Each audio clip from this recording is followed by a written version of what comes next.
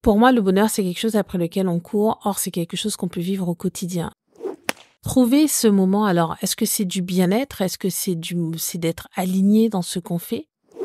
J'ai une récompense à m'offrir. Donc, j'attends d'avoir le coup de... Elle me dit, mais tu une récompense pourquoi?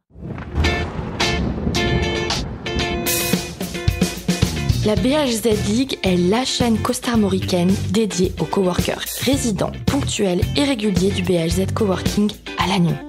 Rendez-vous chaque jeudi autour d'un café ou d'un thé. Indépendants, start-upers, télétravailleurs, qui sont ces acteurs qui font vivre l'économie locale? Comment s'organisent-ils au quotidien? Ils donnent tous leurs tips de super-héros. Passionnés, challengers, déterminés, découvrez leur parcours, leur activité dans les Côtes d'Armor et même au-delà. Rendez-vous en description d'épisode pour connaître toutes nos actus. Hello à toutes et à tous. Bonjour Peggy. Bonjour Rosette, bonjour à vous. Alors aujourd'hui, je suis ravie d'accueillir de nouveau Peggy. Cette fois-ci, on va davantage parler, alors toujours de toi Peggy quand même, en tant que professionnelle, que coach business, success coach et hypnothérapeute. On va aller un petit peu plus dans les détails. Tu vas nous rappeler les tenants, les aboutissants de ton métier. Tu vas nous rappeler aussi qui est ta cible, avec qui tu travailles. Mais aujourd'hui, vraiment, on va se poser la question du bonheur, ou en tout cas, qu'est-ce que ça signifie? S'il y a une définition, et s'il y a une signification, on va en parler. Qu'est-ce que ça signifie d'être heureux en tant qu'entrepreneur? Alors Peggy, pour celles et ceux qui n'auraient pas écouté le premier épisode, déjà, allez-y. Et dans un second temps, est-ce que tu pourrais te présenter de nouveau, s'il te plaît? Ok. Donc je suis Peggy et aujourd'hui j'accompagne des femmes chefs d'entreprise, des femmes ayant des postes à responsabilité, et comme je le disais dans le premier épisode, j'accompagne aussi des hommes. Donc en fait c'est inclusif, c'est pas exclusif, mais ma cible de base c'est vraiment la femme chef d'entreprise et la femme cadre qui a des responsabilités. Dans ma boîte à outils, j'aime bien utiliser la notion de boîte à outils parce que je suis multipotentielle, et donc dans ces potentiels, on peut retrouver l'hypnose et la sophrologie, qui sont des outils d'accompagnement. Je suis aussi maître praticienne en PNL, mais donc pour le coup, la PNL, on la retrouve un peu dans tout. Je pratique aussi, je suis aussi coach certifié en tant que mindset coach, et depuis bientôt 1 an, success coach pour une entreprise canadienne. Super. Donc tu te formes continuellement, finalement. Ah oui.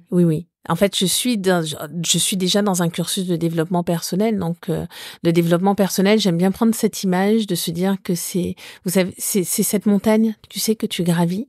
Et à chaque fois, tu te dis, oh waouh, il reste encore des choses. Oh chouette, je continue à progresser. Donc, oui, ça me permet d'être formée continuellement. Ça me permet d'être en plus juste dans l'accompagnement avec mes clients. Viser la perfection grâce à la progression. C'est ça, mais alors on va pas parler de perfection, non. Parce que tu sais, non, la perfectionnisme. Oui, non, le perfectionnisme. Alors j'ai tendance à aller vers le perfectionnisme, et quand le perfectionnisme pointe son nez, il génère plus de la procrastination que de l'action. Okay. Donc le perfectionnisme, en fait, c'est cette ligne d'horizon. Tu sais, c'est ce truc après lequel tu cours, et en fait tu ne l'attraperas jamais, puisqu'en fait il y a rien. Enfin, la perfection n'existe pas en soi. Donc voilà. Mais par contre, c'est effectivement être plus précise, plus juste dans l'accompagnement que je propose à mes clients. D'accord, super. Viser plutôt l'excellence plutôt que la super, j'aime beaucoup ça. Voilà, exactement. Si on plonge, allez, c'est parti, dans notre thématique du jour. Être heureux en tant qu'entrepreneur, qu'est-ce que ça signifie? C'est sans doute plus ou moins trouver un équilibre, et je suppose aussi que, évidemment, ça va dépendre des personnes. On parlait d'énergie dans l'épisode précédent. Ça va dépendre de beaucoup de facteurs, mais si on devait plus ou moins donner les grandes lignes de, finalement, être heureux en tant qu'entrepreneur, qu'est-ce que ça signifie? Alors, je vais donner une version qui est la mienne. Effectivement, tu le disais, ça peut être Pour quelqu'un qui va être très orienté, qui a ce côté matérialiste très fort, ça va être de gagner beaucoup d'argent ou d'acquérir des biens et des objets. Pour quelqu'un qui va être plutôt orienté humain, ça va être dans le relationnel. Donc, en fait, la notion du bonheur, enfin, pour moi, le bonheur, c'est quelque chose après lequel on court. Or, c'est quelque chose qu'on peut vivre au quotidien. Ah, pour préparer ce podcast, j'ai cherché justement la définition du mot heur, H-E-U-R, donc qui est devant, qui est juste après le bonheur, le malheur, et des synonymes. Et en fait, heur, les synonymes qui sont proposés sont le temps, l'instant et le moment. Donc pour moi, et donc pour le coup, c'est de la façon dont moi je vis mon bonheur en tant que chef d'entreprise, en tant que femme, en tant que maman, en tant qu'épouse, en tant que sœur, amie, enfin toutes ces différentes facettes que la femme peut avoir, c'est vraiment l'instant présent. Donc pour un chef d'entreprise, c'est vivre l'instant présent en sachant que lui, il a toute cette pluralité, cette multiplicité à apporter parce qu'il doit avoir une vision sur le long terme. Oui. Un chef d'entreprise qui n'a pas cette vision, qui ne prend pas suffisamment de moments pour anticiper, je dirais, c'est un chef d'entreprise qui risque à un moment de capoter. Oui, donc il y a cette notion d'avoir cette vision sur le long terme, mais finalement le bonheur, c'est les instants qu'on vit au jour le jour.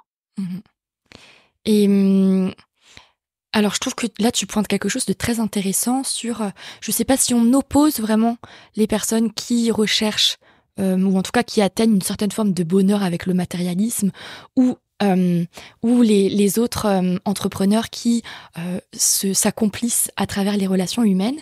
Là, avant aussi d'enregistrer ce podcast, je regardais un petit peu parce que je sais que Freud avait justement écrit sur le bonheur et un petit peu plus axé même lui sur le désir. Et en fait, il parle du travail et de l'amour. Donc toi, tu disais justement que l'amour te caractérise. Le travail, j'imagine aussi en tant qu'entrepreneur. Tu parles donc d'une atteinte, d'une vision, en tout cas d'une complémentarité avec une vision à long terme et peut-être aussi avec des succès plutôt à court terme. Exactement. Et donc, justement, il n'y a pas d'opposition entre celui qui cherche le bonheur dans le matériel et celui qui va chercher le bonheur dans la relation. En fait, il y a quelque chose de chimique qui va se poser, qui va se créer au niveau du cerveau. On va se créer des shoots de neurotransmetteurs. Et donc, en fait, ces neurotransmetteurs, on peut déclencher cette production de neurotransmetteurs pour justement trouver ce moment. Alors, est-ce que c'est du bien-être? Est-ce que c'est d'être aligné dans ce qu'on fait? En tout cas, c'est d'être bien. Pour moi, le bonheur, c'est être bien. Et être bien au quotidien en tant que chef d'entreprise, c'est mieux se connaître, savoir ce qui nous va. Tu vois, tout à l'heure, on parlait des introvertis, des extravertis. Quand tu sais que tu es introverti, et quand tu sais que tu es extraverti, ça ne te définit pas. Hein. C'est pas écrit sur ta pièce d'identité. Donc, si ça ne te définit pas, ça veut dire que c'est un comportement et que ça se change. Parce qu'on n'est pas ce qu'on fait. D'accord? Donc, un comportement est là pour être changé, si on en a le désir. Par contre, ça permet de mieux comprendre comment on fonctionne. Moi, le jour où j'ai compris que j'étais une introvertie, j'ai vite compris que avant un moment d'interaction sociale fort, j'ai besoin de faire le plein d'énergie avant et j'ai besoin de me ressourcer après. Donc, en tant que chef d'entreprise, maintenant dans mon organisation, quand je suis sollicitée pour des interventions, comme c'était le cas là ces dernières semaines, donc sur ma semaine type, donc c'est une question d'organisation, mais sur ma semaine type, je sais que là, par exemple, je vais être sollicitée. Tu peux être sûr que dans mon planning, demain, c'est léger. Parce que je vais avoir besoin de ce temps. J'aime beaucoup cette phrase, il est urgent de s'arrêter, nous sommes extrêmement pressés. Quand on va dans la surproduction, on est dans la surproductivité. Le risque qu'on a, c'est d'aller dans la surcharge mentale, la fatigue physique. Tu sais, c'est un peu comme le sportif de haut niveau qui, à un certain moment, s'il n'écoute pas son corps, il va aller à la blessure, à la fracture. Et donc, à un moment, il sera obligé de s'arrêter. Donc, l'idée, c'est que quand on est dans un rythme qui est intense, donc ce qui était mon cas là ces dernières semaines, sur mon agenda, je sais que j'ai ce moment où je vais pouvoir souffler, relâcher la pression, me poser. Et pendant ce laps de temps où c'est un temps que pour moi, c'est un truc de dingue parce qu'il y a plein de choses qui arrivent. C'est là où la créativité pointe le bout de son nez, c'est là où on a des idées. Et donc, pour le business, c'est gratifiant. Et donc, je reviens sur la production chimique au niveau du cerveau. Je bouge dans tous les sens, je suis vraiment désolée. Non, mais on adore. Merci. Tu vois, par exemple, de me dire, je fais ce podcast avec Rosen. Je sors de ma zone de confort parce que être devant une caméra, c'est pas mon point fort. C'est pas mon premier truc. Derrière en visio, en one-to-one, c'est très bien. Par contre, effectivement, savoir que des personnes vont me regarder. Que c'est enregistré. Ouais, voilà. En fait, il y a tout, si tu veux, j'ai un petit shoot d'adrénaline là qui fait que je ne suis pas dans ma zone de confort. Pour pouvoir rendre l'exercice plus facile, je me suis programmé quelque chose de vachement cosy demain matin. Donc, j'ai déjà anticipé ma récompense. Et qui dit récompense dit shoot de dopamine. Qui dit shoot de dopamine dit que je viens booster ma motivation. Donc, en fait, on peut de façon chimique aller chercher, alors de façon chimique et naturelle, je précise, puisqu'en fait, on va aller chercher ces neurotransmetteurs que le cerveau... en fait, les neurotransmetteurs, ce sont des... on va dire que ce sont des hormones que sécrète le cerveau pour réguler notre humeur, pour avoir cette sensation de bien-être, pour booster notre motivation. Et donc, quand on utilise justement ces neurotransmetteurs, ça nous permet d'être dans un flow en tant que chef d'entreprise et de gagner en leadership et en assertivité aussi avec nos équipes et dans notre business. D'accord. Ok, c'est hyper intéressant. Donc, tu le vois comme tu préfères guider tes neurotransmetteurs pour avoir des résultats ensuite positifs pour les entrepreneurs qui vont ensuite guider le système hormonal. En fait, ça va se faire naturellement. D'accord. C'est vraiment quelque chose de chimie. Nous sommes des machines de guerre. Hein. Le corps humain, le cerveau humain, on est un système absolument incroyable. Mais c'est un truc de dingue. Donc, une fois que tu as compris que aujourd'hui, ce que je fais, souvent, j'ai des personnes qui me disent, oui, mais j'ai pas la motivation. En fait, la motivation, c'est pas quelque chose qui dure.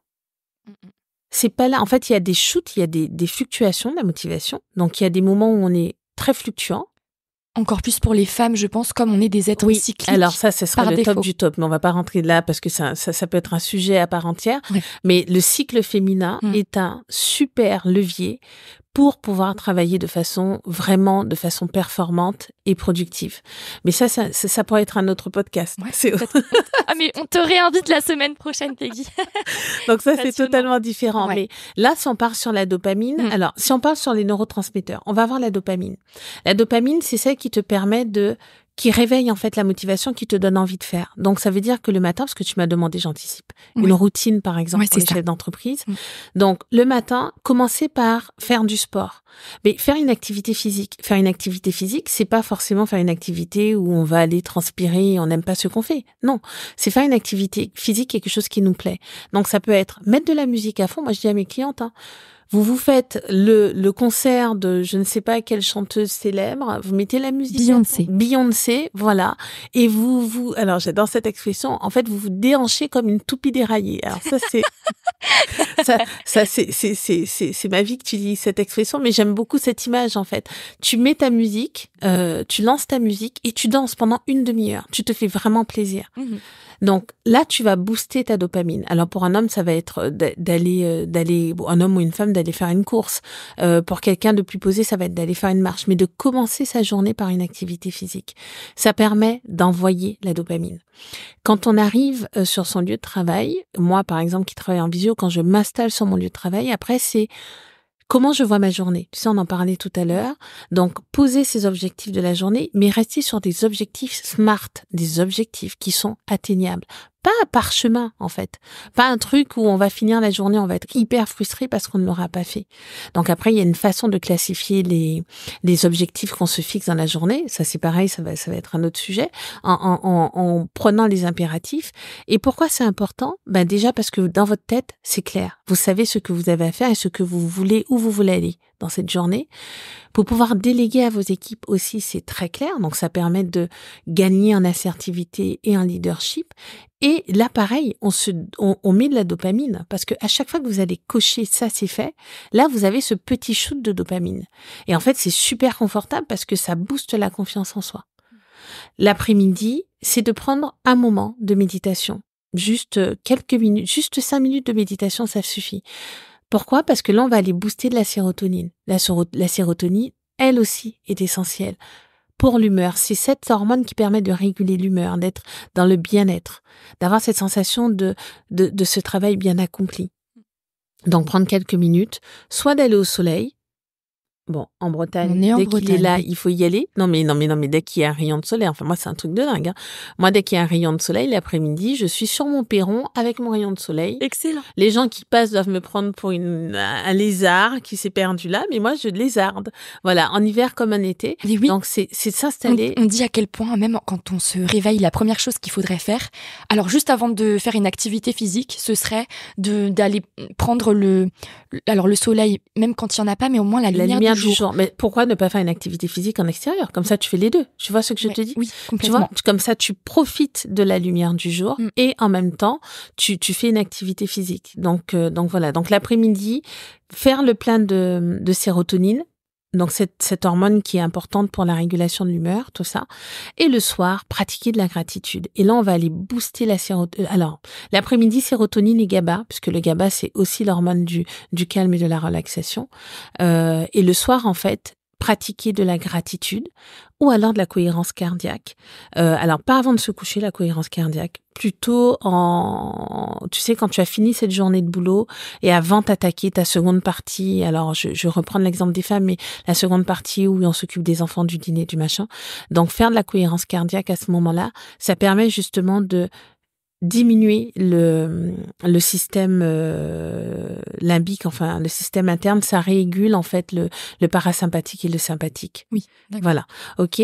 Et la gratitude va venir booster en fait l'hormone de l'ocytocine qui est cette hormone de la relation sociale, qui est l'hormone du bien-être. L'ocytocine, tu sais, c'est cette hormone qu'on déclenche quand on a son bébé. Voilà, je sais pas si tu es maman. Je suis pas maman. Tu n'es pas maman, mais alors ça peut être quand on a son bébé ou quand on fait un câlin à quelqu'un. Ah, juste oui. quand tu sais cette espèce de truc que tu ressens là qui est super fort. Là tu boostes en fait ton ocytocine.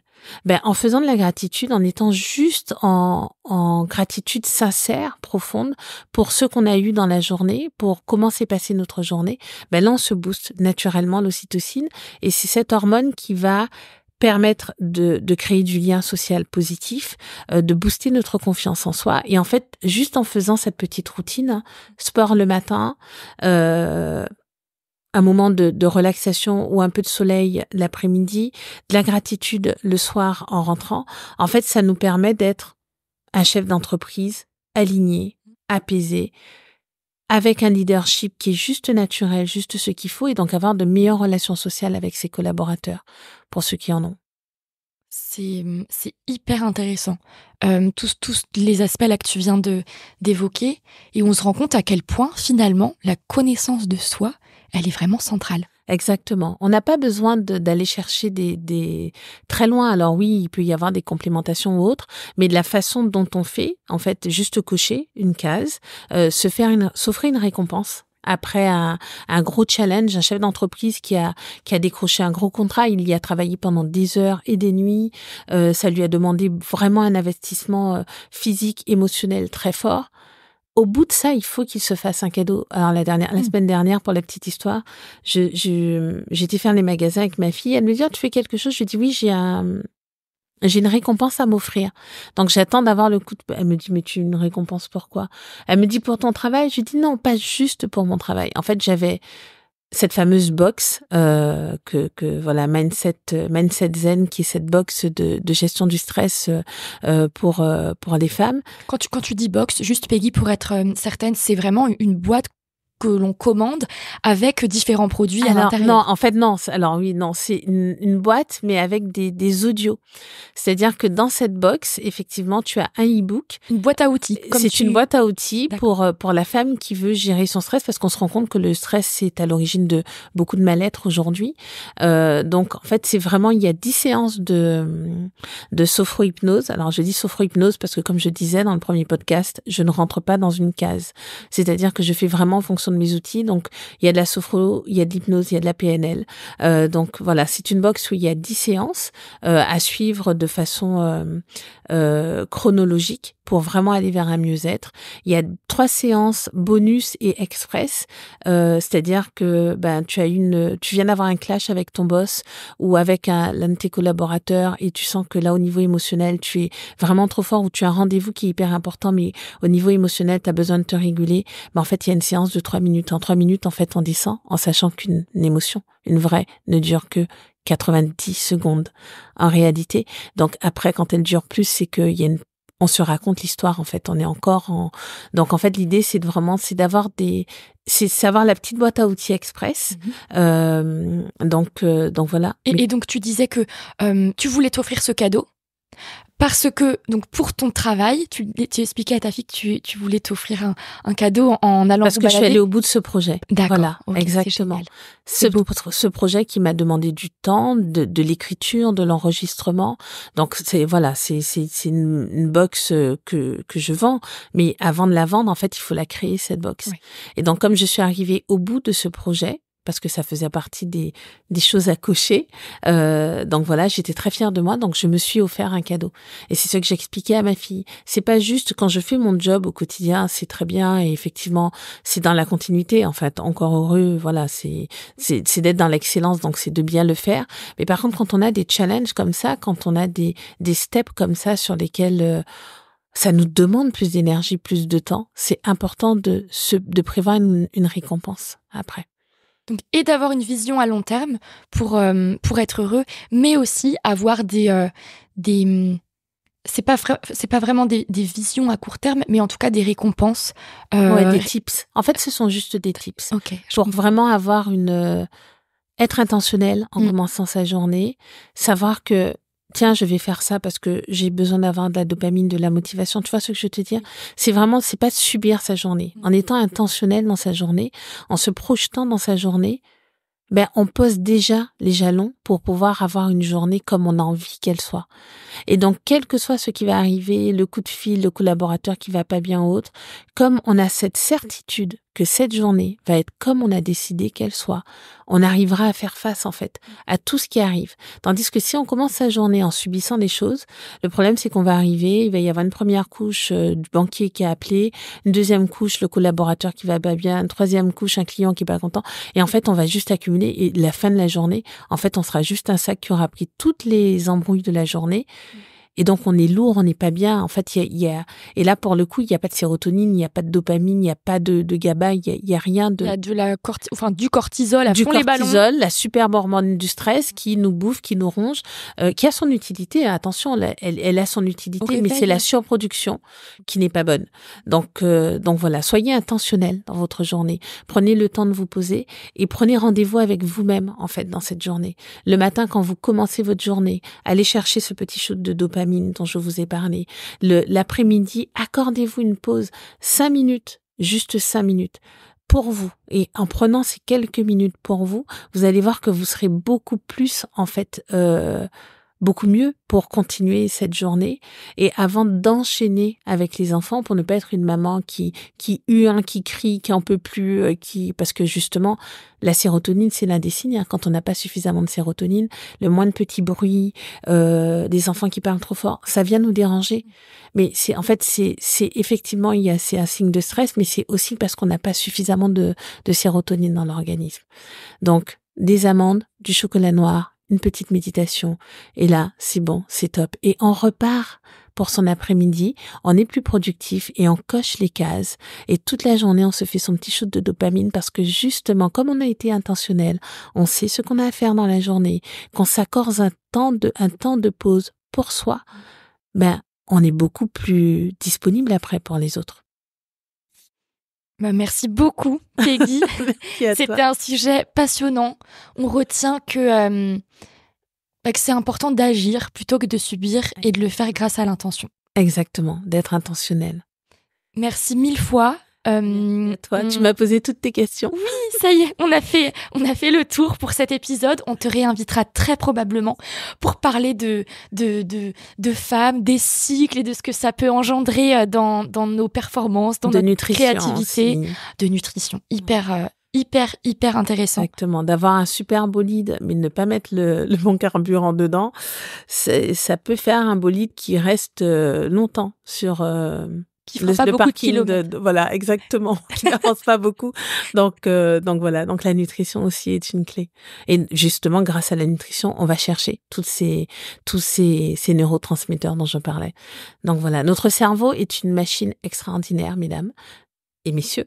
Donc voilà, et en fait, l'utiliser, juste lui permettre de fonctionner de façon optimale dans vos intentions, dans vos actions, dans vos choix. Vous pouvez le faire.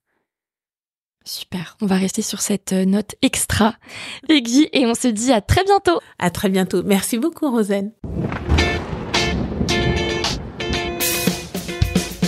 Merci d'avoir écouté ce dernier épisode. L'équipe du BHZ Coworking espère que vous avez découvert le profil inspirant d'une entreprise locale. Laissez un avis sur la plateforme d'écoute de votre choix si le cœur vous en dit. Et on se retrouve jeudi prochain, jour de marché à Lannion, pour le prochain épisode. On a super hâte. En attendant, retrouvez-nous au quotidien sur Instagram et Facebook. Et pour vous simplifier la vie, tous les liens sont en description.